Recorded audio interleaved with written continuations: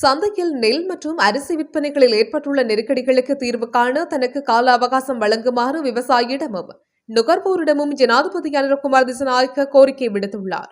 அனுராதபுரம் ஸ்ரீ மகா விகாரையில் நேற்று நடைபெற்ற வருடாந்த புத்தரிசி மங்கள விழாவில் உரையாற்றிய போதே அவர் மேற்கண்டவாறு குறிப்பிட்டுள்ளார். இது தொடர்பில் ஜனாதிபதி மேலும் தெரிவிக்கையில், விவசாயத்தை முன்னிலைப்படுத்தியதாகவே இலங்கையின் பொருளாதாரம் கட்டியெழுப்பப்பட்டது. இலங்கையின் பாரம்பரியத்துடன் விவசாயம் தொடர்புபட்டுள்ளது.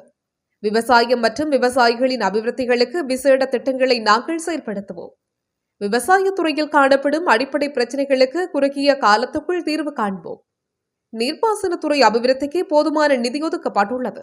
விவசாய பயிர்ச்செய்கையில் விதை குறித்து பிரச்சினைகள் காணப்படுகின்றது. விதைகளின் பல்லினத்தன்மை இன்று வரையறுக்கப்பட்டுள்ளது. இலங்கைக்கு உரித்தான விவசாய விதை உற்பத்தி அபிவிருத்திகளுக்கு விசேட கவனம் செலுத்தப்பட்டுள்ளது. விவசாயிகள் தமது விளைச்சலை விற்பனை செய்து கொள்ளும் போது பல நெருக்கடிகளை எதிர்கொள்கின்றனர். அதேபோல் நுகர்வோர் நியாயமான விலைக்கு அத்தியாவசிய உணவுப் பொருட்களை பெற்றுக்கொள்ள முடியாத நிலையில் உள்ளார்கள். ஆகவே இந்த பிரச்சினைக்கு தீர்வு காண அரசாங்கம் தலையீடு செய்துள்ளது. விவசாய விற்பனை துறையில் தனி ஏகாதிபத்தியம் தோற்றம் பெற்றுள்ளது. ஒரு குறுகிய தரப்பினர் நெல் மற்றும் அரிசி ஆகியவற்றில் நெருக்கடிகளை ஏற்படுத்தியுள்ளனர். நெல் களஞ்சிய சாலைகள் புனரமைக்கப்பட்டுள்ளன.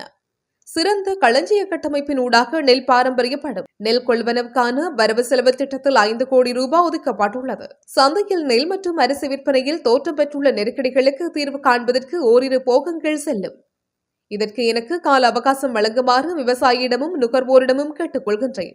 நுகர்வோரையும் விவசாயிகளையும் ஒரு குறுகிய தரப்பினர் தொடர்ந்து நெருக்கடிக்கு உள்ளாக்குவதற்கு இடமளிக்க முடியாது என அவர் தெரிவித்துள்ளார்.